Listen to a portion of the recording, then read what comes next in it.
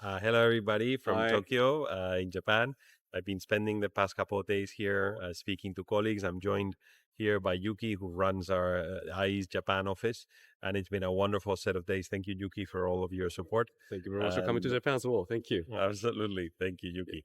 And it's been a very, very interesting set of days discussing with colleagues in government, in academia, in the private sector, how Japan views the world and the state of affairs in this part of the globe. And it's a number of reflections I think come to mind. The first is Japan is very much exposed to the erosion of the international liberal order and to a large extent to American withdrawal from that order. So for Europeans, it's sometimes hard to grasp how significant American presence since the end of the Second World War has been in this part of the world and in Japan singularly. So America has been plan A for the Japanese with no alternative plan for the provision of their security since the end of the Second World War.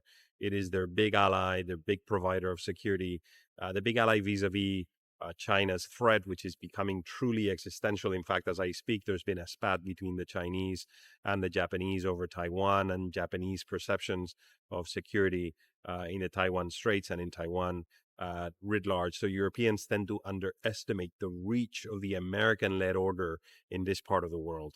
Now, the Japanese are growingly worried. They still think that the threat of China and America's willingness to contain China across a whole range of areas will keep the Americans in the region and committed to Japan as the fundamental ally that they have in the region.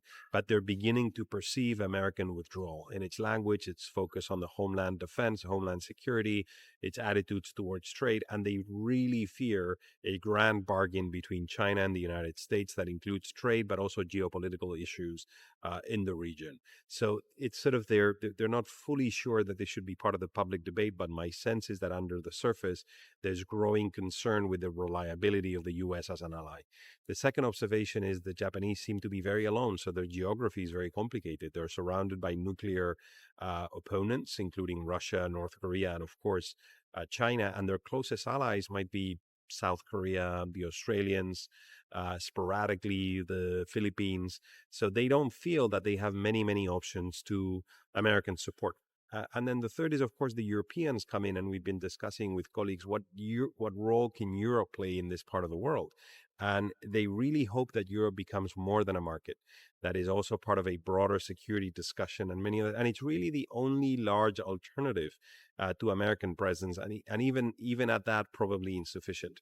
So it's just fascinating to come to this part of the world, 10,000, 11,000 kilometers away from the heart of Europe, and to realize that the changing nature of the international system, which can be summarized as a fracturing of the international system and as a withdrawal of America from traditional spheres of influence, sort of the waning of the American century, is felt as a radical tectonic shift to dynamics in East Asia through the Japanese lens. So existential changes happening here, both risks, but also opportunities for new actors. Thank you, everybody, for listening. Bye-bye from Tokyo.